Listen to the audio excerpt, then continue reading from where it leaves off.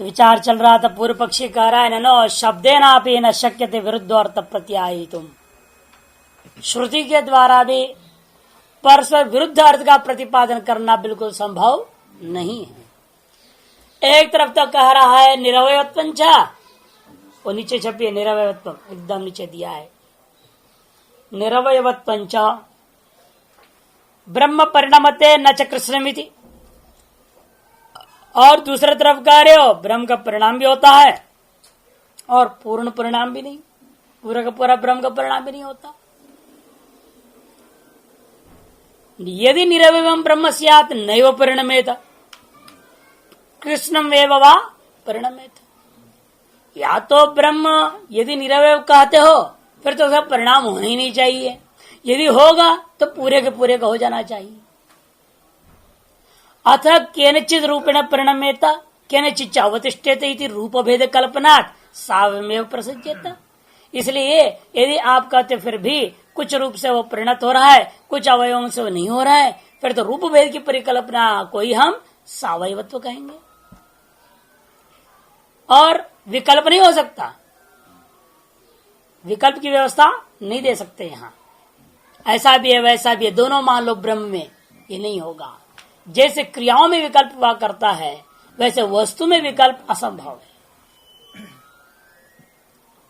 कहते क्रिया विषय ही अत्यरात्र षोडशनं गृह्णाति नातिरात्रे षोडशं गृह्णाति इत्यं जातीय कायाम विरोध प्रतितो अपि विकल्प आश्रयणं विरोध परिहार कारणं भवति पुरुष तंत्रतानुष्ठानस्य क्रिया विषय इत्येवं जातीय कायां क्रिया विषय कैसी, जैसे अतिरात्रे षोडशं गृह्णाति नातिरात्रे षोडशं गृह्णाति उदिते जुहोति अनुदिते जुहोति इत्यादि अनेक दृष्टान्त विकल्प वैरवा व्रीहिर्वा यजेत इत्यादि दृष्टान्तों को मीमांसा में दिया गया है।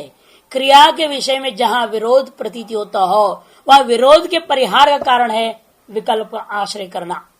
क्यों? पुरुष तंत्र के अधीन है क्रिया, करना न करना कर्तुम कर्तुम अन्यथा कर्तुम अपि शक्यते, करना न करना विपरीत करना ये सब मनुष्य के अधीन है। क्रिया आपके अधीन होगा, चाहे आप कीजिए न कीजिए, इसलिए वह विकल्प हो सकता है क्रिया के मामले में। इन वस्तु के बारे में घट भी है घट नहीं भी है, ये कैसा आदमी बोलेगा? ये घट भी है और ये घट नहीं है, ऐसे वस्तु के बारे में तो विकल्प के द्वारा विरोध प्रतिपत्ति होने की व्यवस्था आप दे नहीं सकते। यह तो विकल्प आश्रय नापि न विरोध परिहार संभवति।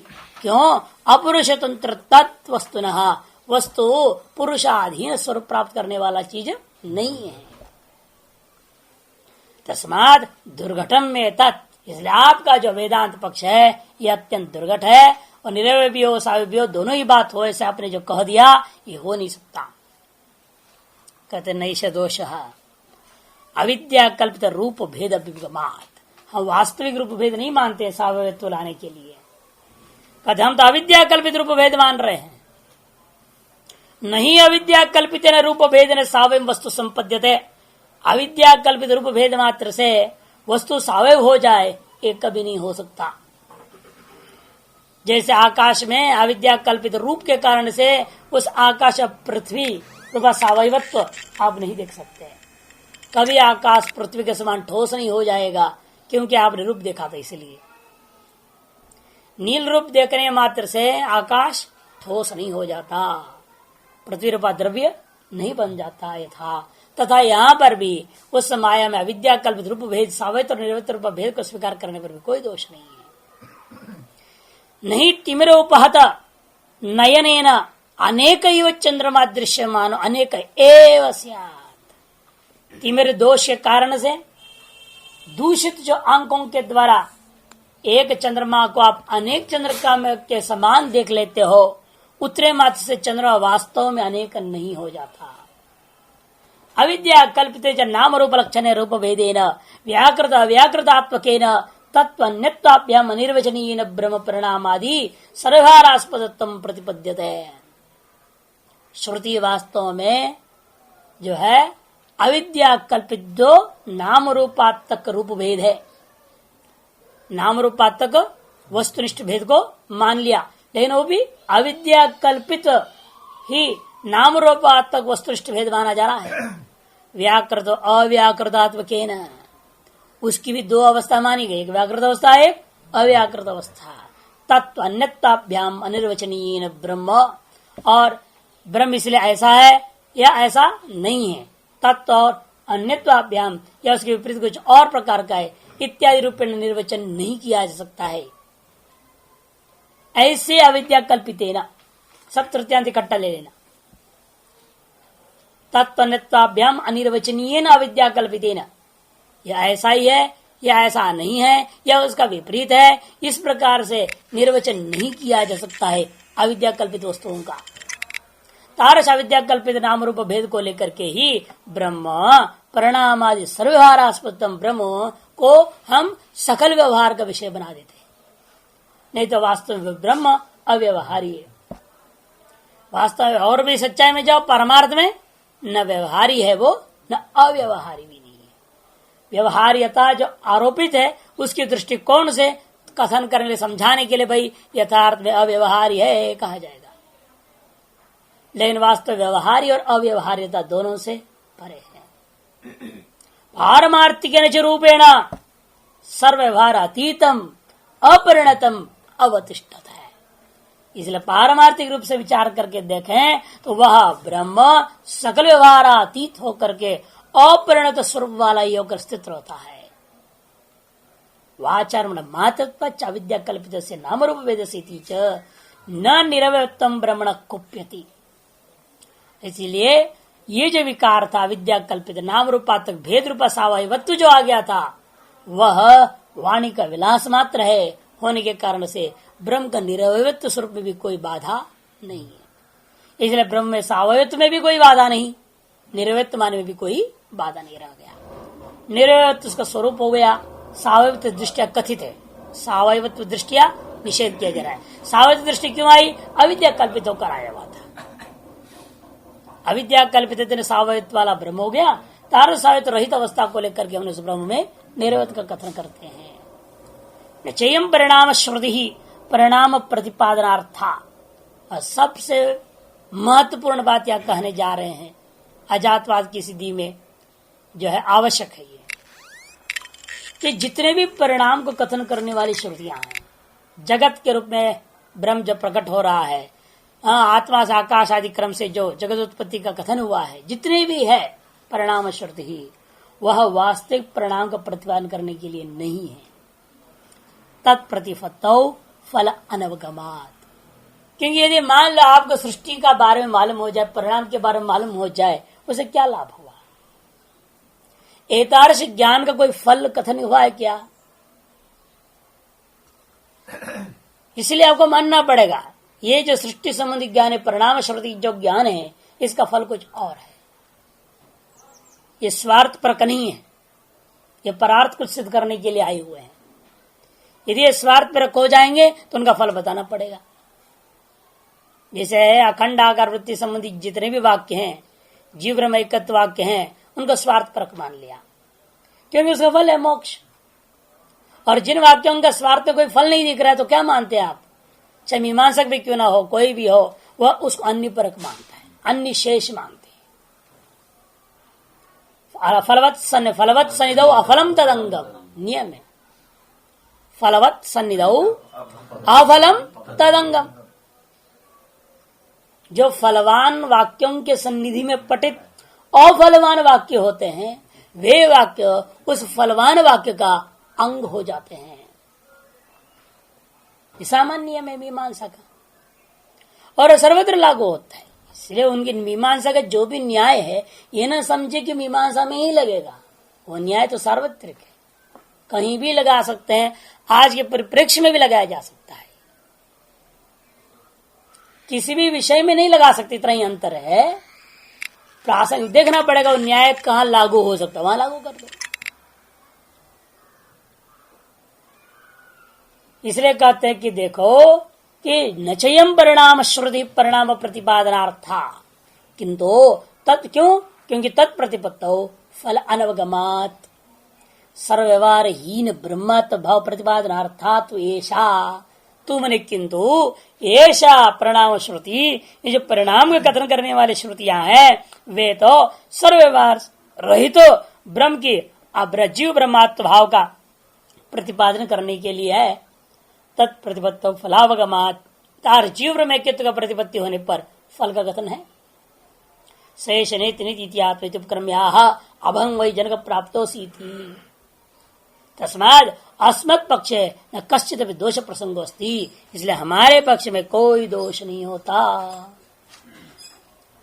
ही एक और भी कारण बता रहे, आत्मनि चैवं विचित्राश्च ही क्योंकि आत्मनि वे स्वप्रदृष्ट आत्मा को लेंगे यहाँ, न तत् रथा न रथ योग है, सुषुप्तिकालीन आत्मा को लेकर के कह दिया। वास्तव में न रथ है न रथ योग है, कुछ भी नहीं है। इस प्रकार विचित्र अनेक प्रकार की सृष्टियां आत्मनि च मने लेना पड़ेगा आपको, साथ साथ ऐन्द्रजालिक को भी दृष्टांतांतर लोक में चाकार से श्रुति को ले गया। आत्मा में ही अनेक प्रकार की सृष्टियां कही गई है, स्वप्न में आप देखते हैं। और लोक में भी एक ऐन्द्रजालिक होता है, उसके स्वरूप के नाश किए बिना ही, स्वरूप में किसी प्रकार का परिणाम के बिना भी सामने में सारा चीज हो जाता है। विचित्र प्रकार की सृष्टि निर्माण करता है।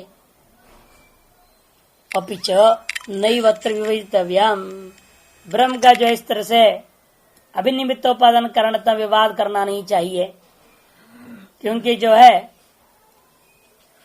कथम पूछा उसने, क्यों न विवाद करे। एकस्मिन् ब्रह्मणि स्वरूप अनुपमर्देनैव अनेकाकारा सृष्टि स्यात्, एक ब्रह्म में उसके अपना स्वरूप का जो है नाश किए बिना ही अनेकाकार सृष्टि हो सकती है। इस विषय में हम क्यों न विवाद करें, असंभव दोष हम देते हैं। तब कहते इसलिए ना करें आप, क्योंकि यतः आत्मन्यप्येकस्मिन् स्वप्रदर्शी स्वरूपानुपमर्देनैव अनेकाकारा सृष्टि पठ्यते। आत्मन्यप्येकस्मिन्, एकस्मिन्नपि आत्मे, वो एक में अद्वितीय आत्मा ही है। वहां स्वप्रदृष्टा में, वह प्रदृष्ट स्वरूप में क्या करता है, अपने स्वरूप का अनुपमर्देन, उस अपने स्वरूप को किंचिदपि हेरा फेरी किए बिना अनेकाकार सृष्टि पर अनेकाकार सृष्टि परिणाम कर लेते हैं। अतएव उसका निषेध बाद में आया, न तत्र रथा न रथ योगा न पंथानो भवंती अथ रथान रथ योगान पतसृजते। इसी के प्रकरण में वहां पर प्रश्नोपनिषद में आया, सर्वः सन् सर्वं पश्यति, वही सब कुछ हो जाता है और वही सबको देखने वाला भी रह जाता है। सर्वासन ने सब कुछ हो गया और सर्वम अपना वो सर्वरूप को उसने देखा भी। तो यही विशेषता है, वह स्पष्ट है वहां पर, वो अकेला ही है। वह एक में अद्वितीय जो था वही बहुश्याम प्रजाएं वहां हो गया, स्वप्न में अनेकों चीजें बना लिया और उन सब का स्वयं आनंद कर लिया, फिर स्वयं में उन सबको लीन कर डाला। थे ही नहीं, लीन क्या करेगा, कहने के लिए कहना पड़ता, गया कहां, गदे लय हो गया, कहां लय हो गया, आत्मा में लय हो गया। व्यवहार के लिए कथन किया जाता है, वास्तव में न थे, न उत्पन्न हुए थे, न उससे कोई आपका व्यवहार हुआ है, न आपको आपने उसका लय किया, नाश किया है। लोके पी देवादिशु मायाव्यादिशु च, लोक में भी देख लो चकारात, लोके पिच देवादिशो मायाव्यादिशो, मायावी आदियों में देखिए स्वरूप अनुपमर्देन वे अपना स्वरूप को नष्ट किए बिना ही विचित्र हस्ती अश्वादि सृष्टि दृश्यंत है। विचित्र जो है हाथी घोड़ा इत्यादि सारी सृष्टि निर्माण कर लेते हैं। तथा एकस्मिन् भी ब्रह्मणि, उसी प्रकार एक में जित ब्रह्म में भी स्वरूप अनुपमर्देन स्वरूप को मर्दन किए बिना ही अनेकाकार सृष्टि भविष्यति, अनेकाकार वाली सृष्टियां हुआ करती है। इसमें कोई दोष इसलिए नहीं है मानने में। स्वपक्ष दोषाच्चा, ये महत्वपूर्ण सूत्र है, अनेक बार आएगा ये सूत्र। स्वपक्ष दोषाच्चा अलग अलग अधिकरणों में 3-4 बार आता है एक ही सूत्र। इस विषय में कहते बल्कि हमारे मत में तो कोई दोष नहीं, हमने तो सारा परिहार कर दिया, अविद्या को पीछे में लाया, सारी व्यवस्था बन गई। माया के द्वारा। लेकिन आपके यहाँ कोई व्यवस्था आप दे नहीं सकते हो। आप में सारा दोष आएगा, जो दोष हमें दे रहे हैं वो सारे दोष आपके ऊपर है, और आपके पास उसका कोई परिहार नहीं, बल्कि हमारे पास उसका परिहार है। स्वपक्ष दोषाच्च परेशामपि एष समान स्वपक्षे दोषः। स्वपक्षे परेशामपि, परेशान मने सांख्यादि मतानामपि एष दोष समान एव, यह दोष समान ही है।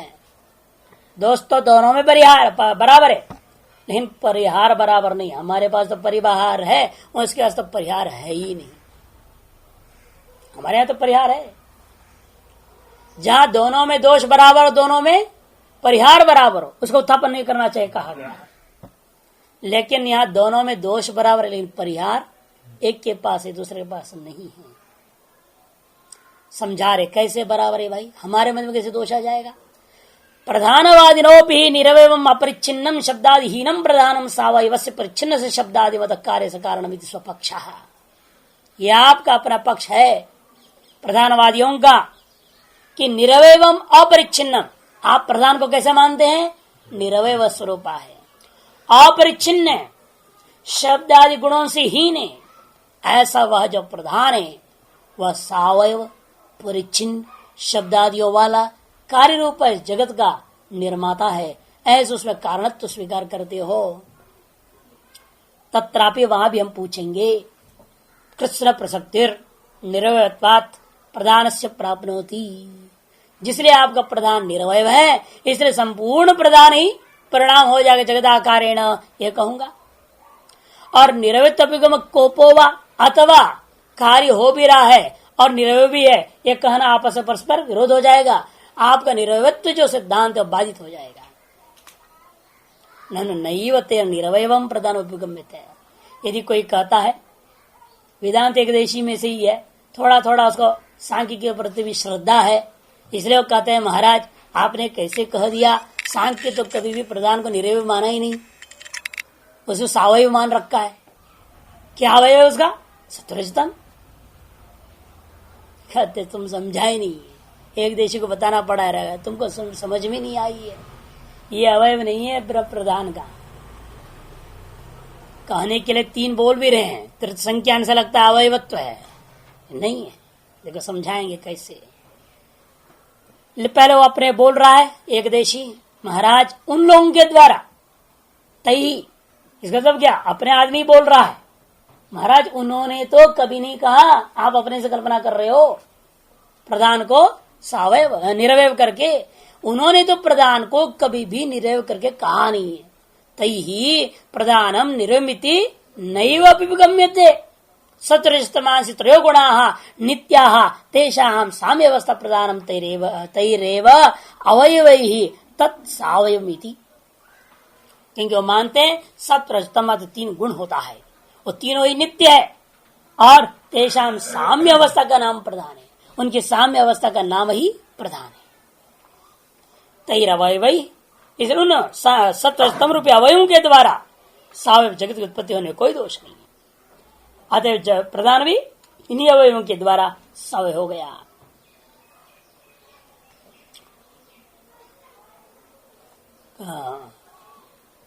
तैरेव तत्व ने तैरेव अवय तत्व ने प्रधानम अपि सावयव, इसलिए प्रधान भी सावयव है। अतः जगत में सावयव उत्पन्न हो रहा है, सावयव से सावयव की उत्पत्ति में कोई दोष नहीं। नैवं जाति के न सावयवत्वेन प्रकृतो दोष परिवर्तन पार्यते। तो सिद्धांति कहते हैं तुम जिस प्रकार के सावयव की परिकल्पना कर रहे हो उसके माध्यम से प्रकृत जो दोष है वह दूर नहीं हो सकता। कैसे? यतः सत्वरजतम सामपि एकैक से समानम निरवयवत्व, क्योंकि उस अवस्था में अपने साम्य अवस्था बोल दिया है। साम्य अवस्था का मतलब क्या? वो अपना भी अवयवा कारण परिणत हुए नहीं है, अर्थात अपना में निरवयव है। तो निरवयव स्वरूप वालों को लेकर के आप जो है सावयव कैसे कहते हो किसी चीज को? अपने आप में जब वो निरवयव है, इसी से क्या होता है? परमाणुवाद का खंडन हो रहा है, आगे कहेंगे, इसलिए इसी से खंडन हो गया समझो। क्योंकि परमाणु स्वयं निरवयव है, दो परमाणु में जोड़ करके वो दृढ़ को सावयव कैसे कह दोगे? क्योंकि निरवय वाला कारण से जब तक कोई अविद्यादि परिकल्पना नहीं करोगे बीच में, जो कि उस सावयत्व को भ्रांति न कर दे, तब तक निरवयों से सावयव की उत्पत्ति कभी नहीं हो सकती। तो संख्याकृत भी जोड़ लो, जैसा भी जोड़ लो, जब तक वे निरवय हैं, वे अपने आप के द्वारा निरवयत्व के स्वरूप को बनाए रखते हुए या तो निरवय स्वरूप को नष्ट कर दे वो, और दूसरे से जुड़ते ही उसकी अपनी निरवयत्व खत्म हो जाए, तब तो उन दोनों को मिला करके सावयत्व को हम बोल सकते हैं।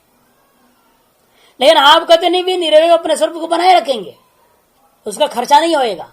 सत्व गुण अपनी नित्यता, ऐसे नित्य भी कह दिया ना, वो नित्य जब है इसका मतलब क्या, वो कभी सावयव होते नहीं। किसी भी प्रकार के सावयवत्व को रूपी परिणाम को वो प्राप्त नहीं करने का नाम ही तो नित्यत्व है। अतः संख्याकृत सावयवत्व भी आप नहीं ला सकते, तादृश अनित्यता माननी पड़ेगी आप। अतएव जहां आपने उसको नित्य कह दिया और साम्यावस्था कह दिया, इसका मतलब क्या, वह सत्व गुण भी निरवय है, रजोगुण भी निरवय है, तमोगुण भी निरवय है। फर्क क्या रह गया फिर? न कहने के लिए तीन वस्तु निरवय है कह दिया आपने। जैसे नैयायिक लोग भी कह देते ना, आकाश काल दिक्, तीन वस्तु है, तीनों निरवय है, तीनों विभु है, ये कैसा होगा? व्यवहारास्पदता के लिए आपने स्वीकार किया, लेकिन तो तीन पृथक द्रव्य नहीं माना जा सकता, उसको पृथक अनुभव में नहीं आता। इस सर्वव्यापक जब आपने कह दिया, इस व्यापक आकाश में वो व्यापक काल को भी देखो, व्यापक दिशा को भी देखो, देख नहीं सकते। अनेक व्यापकों का परस्पर अस्तित्व ही सिद्ध नहीं हो सकता है। जहां एक व्यापक वस्तु है वहां दूसरा व्यापक हो नहीं सकता है। इस चक्कर में क्या उन्होंने कर दिया, निरवय कह दिया। निरवयों का आपस में हो सकते हैं, 50 भी एक साथ रह सकते, सबको व्यापक मान लो, कोई आपत्ति नहीं है, सब निरवय है। आते उनका फिर कार्य नहीं हो सकता, इसलिए वो लोग आकाश आदि का कार्य ही नहीं मानते। लेकिन परमाणु में भी वही दोष आएगा, जब निरवय है फिर उसका भी कार्य नहीं हो सकता। किसी भी प्रकार की अनित्यत्व इष्ट नहीं है। इसलिए यहां पर भी समस्या हो रहा है, कहते एवं जाति के सावयवत्तेन प्रकृत दोष परिवर्तन न पारते कुतः यतः सत्व रजतम सामपि एकैकस्य समानम निरवयत्वम। सब निरवय मिल करके, वो निरवय वाला कौन है, वो भी निरवय भी कहना पड़ेगा ना। अनेक निरवय स्वरूप वाले वस्तुओं को लेकर के जो बना हुआ वस्तु होगा वो क्या होगा, वो भी निरवय तो होगा। अतः तुम्हारा प्रधान भी निरवय ही सिद्ध हुआ, सावयव कैसे होगा इनके द्वारा? केवल संख्या को तीन है, ये तृत्व संख्या को लेकर मन में भ्रांति हो जाता है, तीन अवयवों वाला है। लेकिन तीन अवयवों वाला मानने के पीछे उन तीनों को परस्पर भेद मानना पड़ेगा। लेकिन साम्य अवस्था में उनका परस्पर भेद नहीं। यदि साम्यता है क्या, फिर यदि भेद है उन तीनों में, फिर साम्यता क्या है? जब भेद का मतलब विषम अवस्था, विषम अवस्था मतलब आपने जगत मान लिया है उसको। साम्य अवस्था का मतलब भी परस्पर भेद उनका नहीं रह गया, तीनों एक स्वरूप में स्थित हैं, अर्थात तीन ही यह कहना ही व्यर्थ है। अतः उनकी चालाकी है, तीन शब्द प्रयोग कर दिया, तीन नाम प्रयोग कर दिया, तो आपको भ्रम हो जाता है वो सावयव प्रधान सावयव है। लेकिन प्रधान वास्तव में सावयव नहीं हो सकता है। सत्वरतम सामपि एकैकस्य समानम निरवयत्वम एकैकमेव च इतर द्वयानुगृहीतम सजातीय से प्रपंच से उपादानमिति समानत्व सपक्ष दोष प्रसंगस्य। और दूसरा, प्रत्येक जो अन्य दो के द्वारा अनुगृहित होकर के सजातीय प्रपंच का उपादान कारण होते ही आप मानते हो, यहां भी अन्विनाश्र दोष होकर सारा दोष आ जाएगा।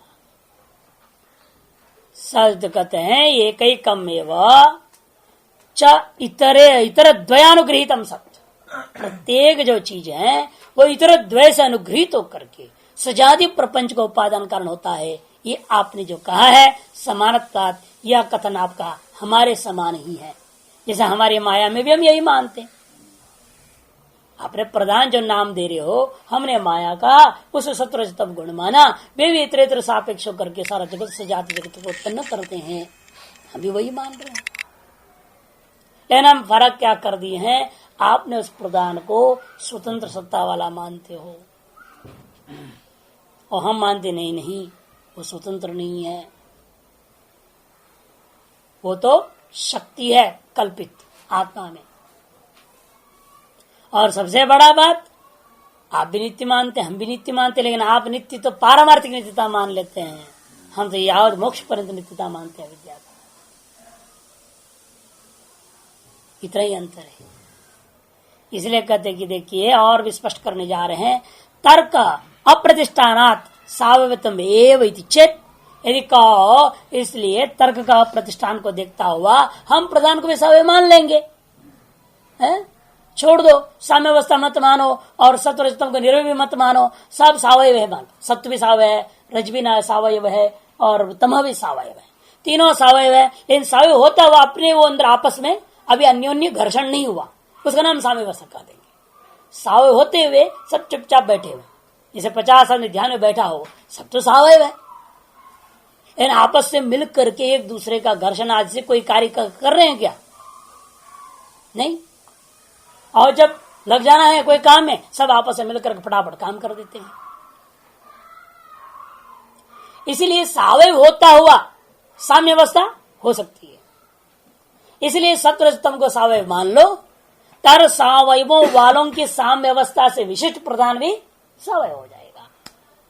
इति चेत एवं अपि अनित्यत्वादि दोष प्रसंग, समस्या तब दूसरी खड़ी हो जाएगी, अनित्यत्वादि का दोष हो जाएगा। और तर सावयव में क्वचित अवयव ही परिणाम रूपा जगत हो जाएगा, क्वचित नहीं होगा। इस व्यवस्था पर कौन? पूरा का पूरा प्रधान जो सावयव है, सावयव सब प्रधान संपूर्ण रूप में जगताकार क्यों नहीं हुआ? कुछ हिस्सा जगत में हो रहा है, कुछ अपने आप में रह गया, ये कैसे होगा? कोई नियंत्रक है? नियामक कौन होगा? फिर आपको लाना पड़ेगा, पुरुष गाय वगैरह सब लाना पड़ेगा, तो फंस जाओगे, हमारे मत में आ जाओगे। वही ले जा रहे, अतः शक्ति एवं कार्य वैचित्र सूचिता अवयवा इत्यभिप्राय।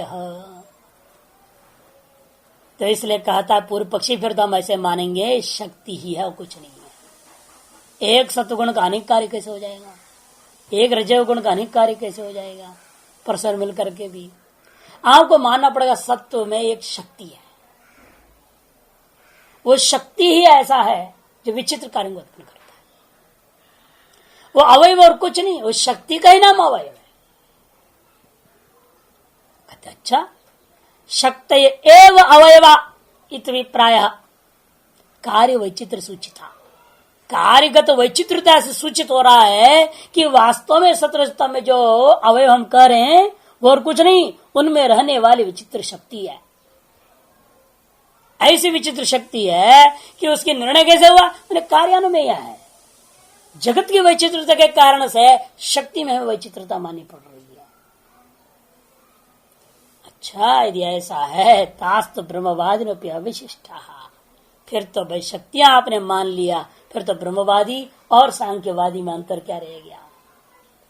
हम भी शक्तियां ही तो मान रहे हैं, बस हम शक्ति को मिथ्या मानते हैं, आप शक्ति को सत्य मानते, यही लफड़ा है। और हमने प्रमाण से सिद्ध कर दिया, वाचारण विकार इत्यादि के द्वारा अनन्यत्वाधिकरण में पहले ही सिद्ध हो चुका है कि वह शक्ति मिथ्या है।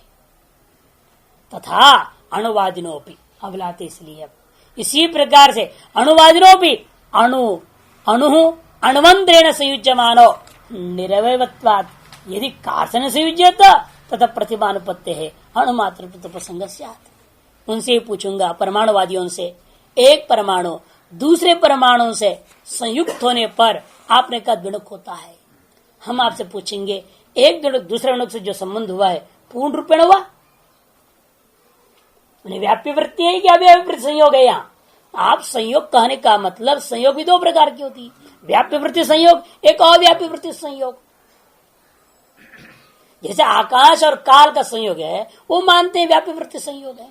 घट घट का संयोग जो होता है वो अव्याप्य वृत्ति संयोग होता है। किंचित देश में दिखाई दे रहा है ना, और वहां दिखाई नहीं देता है, आकाश और काल का संयोग है, लेकिन कहां दिख रहा है, कहां है, कोई लकीर पड़ रहा है, ये आकाश यहां से यहां तो यहां से यहां, काल आगे तो संयोग हो गया, कोई है नहीं। कि निरवय वस्तुओं में आपको व्याप्य वृत्ति संयोग ही मानना पड़ेगा, अव्याप्य वृत्ति संयोग नहीं मान सकेंगे। इसे उनके मत में संयोग दो प्रकार की हो गई, एक व्याप्य वृत्ति, एक अव्याप्य वृत्ति। इसी प्रकार यदि एक परमाणु दूसरे परमाणु के साथ व्याप्य वृत्ति संयोग करेगा तो फिर जैसे आकाश काल और आकाश एक दूसरे मिल घुल गए हैं, एक हो गया, अलग दिखता नहीं कुछ, उसी प्रकार दोनों परमाणु मिलकर एक हो जाएगा और निरवय भी रह जाएगा। उसे एक हो गया ना, वो जब एक हो गया तब सावयव तो कहां से आएगा, वो ये एक निरवय दूसरे निरवय के साथ पूर्ण रूपेण विलय को प्राप्त हो गया, पूर्ण रूपेण संयुक्त हो गया, व्याप्य वृत्ति से उसको कहते हैं। ऐसी स्थिति में क्या होता है, वो एक आकार को ही प्राप्त कर गया, अर्थात जैसा पहले था वैसे ही रह गया, निरवय भी हो जाएगा। तथा प्रतिमा अनुपति, प्रतिमा ने स्थूलता, तो संख्या लेकर फिर महत परिमाण आदि आपने माना ना, महत परिमाण संख्या कृत होगा, फिर संख्या कृतित्व को लेकर के वह महत्व हो जाएगा, महत से परमहत परिमाण तक ले गया आपने, तो वह परिमाण वाला वस्तु नहीं बन पाएगा, कि उल्टा अणुमात्र प्रसंगस्यात्, जो जोड़ करके एक हो गए हैं वो भी क्या हो जाएंगे, परमाणु ही रह जाएगा। तब भी फिर कहना पड़ेगा अव्याप्य वृत्ति से, मान लो भाई दो परमाणु एक दूसरे के बगल में आके सट गए, आते हुए यहाँ द्वितीयकृत संख्या को लेकर के हमने एक परिमाण मान लूंगा, संख्याकृत परिमाण है ना, तो उस परिमाण के आधार पर अभी द्वितीय संख्या आ गया। ऐसे तीन गुण को लाओ, तीन गुण को लाओगे तो तृतीय संख्या के कारण से उसमें महत परिमाण आ जाएगा, उसको कहते हो अणु परिमाण। कार्यमंडलीय परिमाण से बढ़कर अणु परिमाण हुआ, अणु परिमाण से महत हुआ, महत से मध्य महत आदि अनेक प्रकार को तो परमहत में पहुंच जाएगा, ऐसा वो मानते हैं। अथैक देश संयुज्यता तथापि निरवयत्व अभ्युगम कोप, तब दूसरी समस्या खड़ी होगी, फिर तो निरवयत्व कैसे है, वो जिसका देश परिकल्पना हो गया वो तो सावयव होना चाहिए ना। आपको कहे में इस अंगुली के किनारे से ये अंगुली का किनारा किनारा संयोग हुआ, ये तब मानी जाएगी जब ये दो अंगुलियों को सावयव मानोगे, तभी एक देश के साथ संबंध और एक देश के साथ असंबंध, ये तब हो सकता है जब वस्तु सावयव होगा। और क्या आपके परमाणु सावयव है कि उनका भी जो है एक देश अन्वय हो रहा है, इसलिए यदि आप एक देश को परस्पर संयोग मानोगे फिर तो परमाणु हो जाएगा सावयव, तो आपका निरवयत्व सिद्धांत बाधित हो जाएगा, तो फंसाना हो भी कहां जाएगा। इसलिए कहते हाँ आपके मत में सब दोष आ रहे हैं, हमारे मत में तो कोई दोष नहीं बनता, हमारे तो माया सब खेल दिखाती रहती, क्या दिक्कत है। समानत्वाच्च नान्यतर अस्मिन्नेव पक्षे उपक्षेप्तव्यो भवति, जहां समान दोष वाक करता है वह एक दूसरे के पक्ष में वो कीचड़ उछालना नहीं चाहिए। परिहृतस्तु ब्रह्मवादिना स्वपक्षे दोषा, और बल्कि दोनों में बराबर परिहार होगा तो दोष आक्षेप नहीं करना चाहिए बोला गया है, लेकिन यहाँ तो एक का तरफ परिहार है, दूसरे में परिहार न होने से, लेकिन हम आप पर दोष दे सकते हैं ना, आप हम पर दोष दे सकते कि हमारे तो परिहार, और आप क्या परिहार हो तो बताओ क्या परिहार है, और उनके यहाँ कोई परिहार नहीं है इन दोषों का। इसलिए मायावादी का सिद्धांत स्थापित हो गया, कारण कार्य अनन्यत्व, ब्रह्म भी कारण जगत का उपादान कारण है। फिर आक्षेप संगति से आरंभ होता है सर्वोपेताधिकरण। आपके दृष्टांत को भंग करने के लिए दृष्टांत के ऊपर आक्षेप है, क्योंकि आपने अभी दृष्टांत दिया देवता मायावी आदि, है ना, ये तो दृष्टांत है। देवता मायावी आदि अपने स्वरूप का उपमर्दन किए बिना अपने अंदर में विद्यमान माया शक्ति को लेकर के अनेक आकार सृष्टि बना लेते हैं। यह स्वप्न में आपके अपने दृष्टि रूप आत्मा जो होता है, स्वप्न दृष्टा आत्मा, वो क्या कर रहा है, वो अनेक आकार परिणाम को बना लेता है, अपना स्वरूप को वैसे वैसे बनाए रखते हुए रथ घोड़ा सारा चीज बना लिया उसने। तो ये जो दृष्टांत आपने दिया है, स्वप्न दृष्टा हो चाहे देवता हो चाहे मायावी हो, श्रौत हो चाहे लौकिक दृष्टांत, स्वप्न दृष्टा श्रौत दृष्टांत में आया और लौकिक दृष्टांत में देवता मायावी आदि है, तो ये सारे दृष्टांतों के ऊपर वो आक्षेप करता है और कहता है देखिए आपके दृष्टांत ही संगत नहीं बनता। क्यों, जितने भी दृष्टांत दिया वो सशरीरी है, अशरीरी है क्या, और आपका ब्रह्म कैसा है, अशरीरी, फिर उसे माया कहां से आएगी। माया जितने भी दृष्टांत आप दे रहे हो उन दृष्टांतों के मुताबिक माया सशरीरी वस्तु का शक्ति होता है, अशरीरी वस्तु का शक्ति नहीं है। अतः ब्रह्म में माया ही नहीं हो सकती है, अतः ब्रह्म से जगत उत्पन्न नहीं हो सकता। ये पूर्व पक्षी फिर ब्रह्म कारणवाद को ही भंग कर रहा है दृष्टांत भंग के द्वारा। उसको कहते हैं सर्वोपेताधिकरण। सर्वोपेताधिकरण आरंभ हो रहा है, आक्षेप संगति है, लेकिन आक्षेप यहां सीधे सिद्धांत पर नहीं है, दृष्टांत पर। दृष्टांत पर आक्षेप करते हुए सिद्धांत को भंग कर, जब दृष्टांत सिद्ध नहीं होगा आपका तो अपने आप सिद्धांत भंग हो जाएगा। सर्वोपेताधिकरणम ना शरीरस्य मायास्ति यदि वास्ति न विद्यते ये ही मायाविनो लोके ते सर्वेपि शरीरिणः बाह्य हेतु मृते यद्गन् मायया कार्यकारिता हृदयेपि देहं मायैवं ब्रह्मण्यस्तु प्रमाणतः। कहते अशरीरस्य माया नास्ति यदि वास्ति, अशरीरी ब्रह्म के अंदर माया नहीं है अथवा है।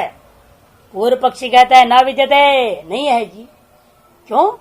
क्योंकि ये ही मायाविनो लोक के, जो इस दुनिया में मायावी देवता आदि तुम दृष्टांत के रूप में कहे हो, ते सर्वे पिवे सब क्या सब कैसे हैं? शरीरिण, शरीर हुआ करते हैं।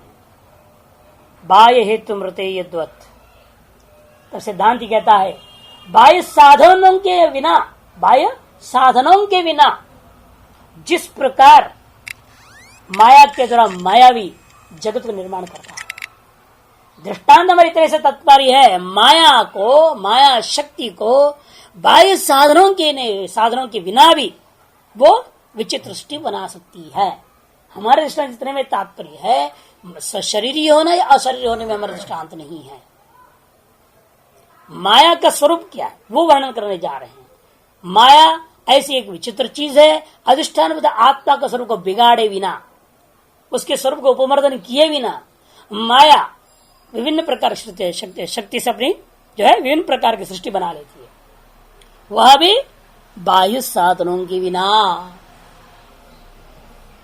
एक मायावी दुनिया भर नोट बना दिया, नोट बना दिया तो लड़के लोग खड़े होकर कहा ये मायावी साहब आप ये क्या कर रहे हैं? यदि आप इधर नोट बना सकते हो और ये सारे नोट सच्चे ही हैं, हमसे 8-8 आना क्यों ले रहे हैं? आप दरिद्र क्यों बने हुए हैं? घरे बैठे नोट बना लीजिए, करोड़ों रुपया चला लीजिए उसको काम में। फिर ये दर दर भटक रहे हो, स्कूल में आ रहे हो, 4 आने 8 आने का टिकट क्या है ये? बेचारा बहुत दुखी हो गया। कहता है बच्चों बात तुम लोग सही कहते हो, वास्तव में नोट है ही नहीं है, तुम लोगों को दिखाई दे रहा है, तुम लोग ले भी लोगे क्यों, मेरा संकल्प है। अब बाहर जाओ तो जेब खाली ही रहेगा, नोटों का बंडल नहीं रहेगा। हम जितने क्षेत्र बांध रखे हैं इसके अंदर घूमते रहो तुम नोटों की गड्डी लेकर के, लेकिन बाहर निकलते ही बराबर कुछ नहीं है। तो विचित्र जो बनाया है माया शक्ति से अपना विचित्रता जो जगत की बन गई है वो बाह्य वस्तु निरपेक्ष करके बनाया। यदि कागज को सापेक्ष बनाता तो नोट असली हो जाते हो, फिर उसको पकड़ ले जाती पुलिस, कहते तुमने नकली नोट छपाया है। लेकिन वो लाखों रुपए बना रहा है, पुलिस खड़े देख रहे हैं, कोई कुछ बोलता नहीं, कोई पकड़ता नहीं उसको,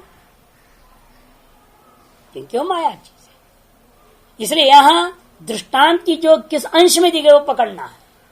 बाह्य साधन निरपेक्ष उत्पत्ति, इतनी ही यहां पर दृष्टांत का दाष्टांत के साथ सादृश्य। इसे ब्रह्म भी अपनी माया शक्ति को लेकर के बाह्य साधन निरपेक्ष होकर के जगत का निर्माण करता है।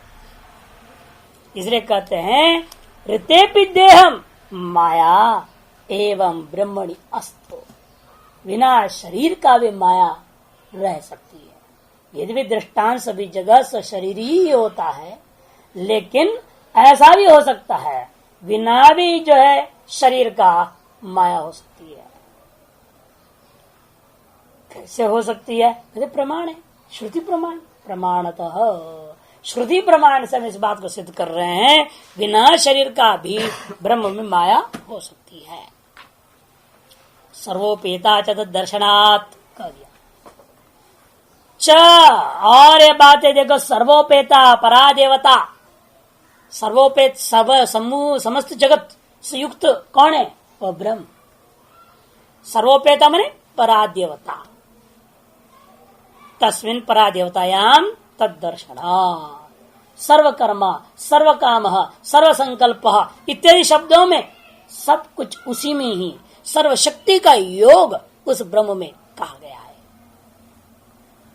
माया भी रूप ये माइनम तो महेश्वर कहा ना वहां पर, मायाम तो प्रकृति विद्या माइनम तो परमेश्वरम महेश्वरम, स्पष्ट है वहां। इसलिए कहते एक भी ब्रह्मण विचित्र शक्ति योगा, एक भले ही है ब्रह्म, एक में वह द्वितीय ब्रह्म है, अशरीरी है, निरवय है, सब कुछ उसके बावजूद भी विचित्र शक्ति योगात उपपद्यते, और विचित्र शक्ति का संबंध है, योग है। इसलिए उपपन्न है विचित्रो विकार प्रपंचित युक्तम। इसलिए विचित्र जो विकारात्मक प्रपंच उत्पन्न हो रखा है वह युक्त है। तत्पुतः पुनः कथम अवगम्य थे विचित्र शक्ति युक्तम परम ब्रह्म इति। ये बात आपको कैसे मालूम हो रहा है कि विचित्र शक्तियों से युक्त पर ब्रह्म है? तदुच्यते सर्वोपेता च दर्शनादिति।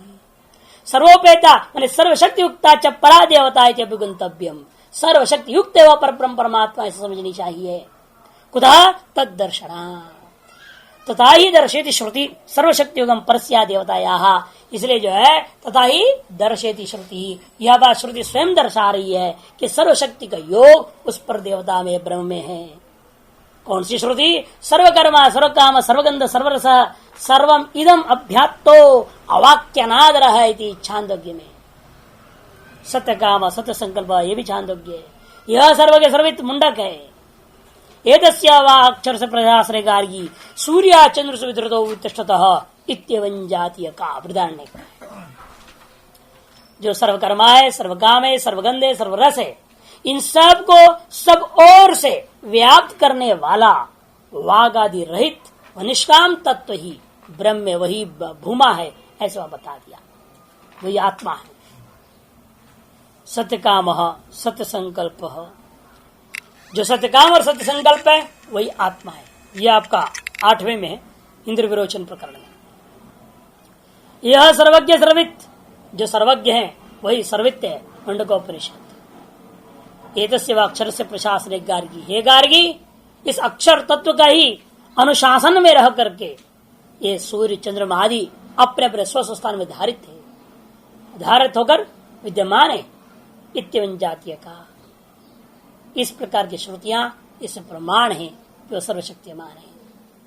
तो पूर्व पक्ष कहते नहीं, कर्ण रहित है ना, माने शरीर रहित है। विकरणत्वात् चेत तदयुक्तम तदुक्तम, विकरणत्वात् नेति चेत तदुक्तम। कर्ण विकर्ण माने यहाँ पर कर्ण रहित, कर्ण रहित से लक्षित है शरीर रहित तन्न। पूर्व पक्षी कहता है हो नहीं सकता है ब्रह्म में माया शक्ति हो नहीं सकती। कर्णवान जो शरीर वाला है उसी में शक्ति देखा गया है, और यह कर्ण न होने के नाते ये तो हो नहीं सकता है। यदि चेत कहते इसका जवाब हम पहले ही बोल चुके हैं। अपाणिपादो जवनो गृहीता इत्यादि अनेक श्रुति प्रमाण है इसमें। उसे कर्णों के बिना ही वो सब कुछ कर देता है, कर्णों की जरूरत नहीं है। अतएव शरीर के बिना भी माया है, सिद्ध हो गया। नहीं तो अपाण जो कैसे हो गया, अपाणिपादो जवनो गृहीता कैसे बनेगा, श्रुति घटेगी। मैंने हाथ पैर आदि वाला जो शरीर है तद की उसके बिना भी हाथ पैर का सकल कार्य कर देता है। इसका मतलब ऐसे कार्य करने वाली कोई एक शक्ति विशेष को मानना पड़ेगा ब्रह्म में, वही माया है। अतएव माया बिना शरीर का भी रह सकती है, ये सिद्ध हो गया। विकरणत्वात् स्यादेतत् विकरणाम पराम देवताम शास्त्र शास्त्रम। पूर्व पक्ष कहता है ठीक है आपका कहना, लेकिन कह के गड़बड़ करता है। स्यादेतत् का मतलब ये लेकिन, ठीक है आपने जो कह दिया सर्वशक्ति मत ब्रह्म है, लेकिन हो नहीं सकता ये बात। क्यों? अचक्षुष्कम अश्रोत्रम अवागमनः इत्येवं जातीयकम शास्त्रम पराम देवताम विकरणाम माने अशरीरम शास्त्री। विकरणाम पराम स्त्रीलिंग प्रयोग कर दिया यहाँ, यदि वहां पुलिंग था विकरणत्वात् सूत्र में, यहाँ स्त्रीलिंग पराम देवताम जल शब्द बार बार ब्रह्म के लिए यहाँ, इसलिए इसको स्त्रीलिंग कर दिया। विकरणाम पराम देवताम शास्त्री शास्त्रम। और परब्रह्म परमात्मा को कर्ण रहित है अर्थात शरीर रहित है ऐसे शास्त्रों ने कहा है। कहाँ कहा है तो दिखा दिया बृहदारण्यक। अचक्षुष्कम श्रोत्रम अवागमन। वहां चक्षु नहीं, श्रोत्र नहीं, वाणी नहीं, मन नहीं, कुछ नहीं का मतलब कि शरीर ही नहीं। कथन सा सर्वशक्ति युक्ता सती कार्य प्रभवित। ऐसी जो परादेवता, सामने परादेवता स्त्रीलिंग से अर्थात तत् ब्रह्म, वह जो परादेवता है सर्वशक्ति युक्ता, सर्वशक्ति युक्त होने के बावजूद भी शरीर का अभाव होने के कारण से कार्य या कथम प्रभवित, कार्य को उत्पन्न कर कैसे समर्थ हो सकती है। देवादेव ही चेतना, जो आपने दृष्टांत दिया है उससे भी यही साबित होता है कि देवादेव ही चेतना सर्वशक्ति युक्ता संत आध्यात्मिक कार्यकरण संपन्ना एवं तस्मै तस्मै कार्याय प्रबंधो विज्ञायन्ते। देवादि जो चेतन है वह सर्वशक्ति युक्त जो कहे हो बिल्कुल सही है, लेकिन सर्वशक्ति युक्त देवताएं जितने भी हैं या मायावी जो इंद्रजालिक आदि भी हैं जो बिना शरीर का कर रहे हैं क्या कुछ है, वो आध्यात्मिक जो कार्यकरण संघात है इससे युक्त होकर के ही तत्त कार्य को करने में सक्षम हो रहे हैं। कथंच नेति नेति प्रतिषिद्ध सर्वविशेषाया देवताया सर्वशक्ति योग संभवित। और सबसे बड़ी बात शक्ति भी नहीं है वाक्य में, इसलिए वो श्रुति गलत है। आपने जो पहले दिया चांदों के विरुद्ध भी दूसरी श्रुति में दे रहा हूं, नेति नेति को दिया, सर्वशक्ति का निषेध कर दिया है। अतएव वास्तव ब्रह्म तो शक्ति भी नहीं है, माया ही नहीं है बोल दिया अंत में आगे। यदि माया है तो भी सशरीर होना जरूरी होता, और वास्तव में माया भी नहीं है ब्रह्म में। इति प्रतिषिद्ध सर्वविशेषाया देवताया सर्वशक्ति योग कथम संभवेत इति चेद यदत्र वक्तम तत्प्रस्तादेव उक्तम। और ये जिसमें जो जवाब देना था वो हमने पहले दे दिया। जैसे माया ही नहीं है ये बात हम भी स्वीकार करते हैं। हम क्या कहते हैं माया है? अजातवाद में ब्रह्म ही है, माया ही नहीं है। अरे जिस सृष्टि को लेकर तुमने पूछा है तब हम माया कह रहे हैं, तुम उस नीति नीति की ओर चले जाओ तो कोई आपत्ति नहीं है हमें, बहुत खुशी की बात है। फिर तो जगत ही पैदा नहीं हुआ बोलूंगा, जगत ही पैदा नहीं हुआ, माया भी नहीं है। जिसके लिए जगत दिख रहा है उनके लिए हमें कहना पड़ता है ब्रह्म अभिनिमित्त उपादान कारण होकर के जो सृष्टि को पैदा किया है माया शक्ति से। और जिसके लिए माया ही नहीं बोल रहे हो बहुत खुशी की बात है, फिर तो ब्रह्म ज्ञानी, उसको तो हम नमस्कार करेंगे, क्यों नहीं है या नहीं। तो इसलिए वो बात तुम कह रहे हो तो हमारे पास कोई आपत्ति नहीं। ये सारे जवाब पहले दे चुके हैं।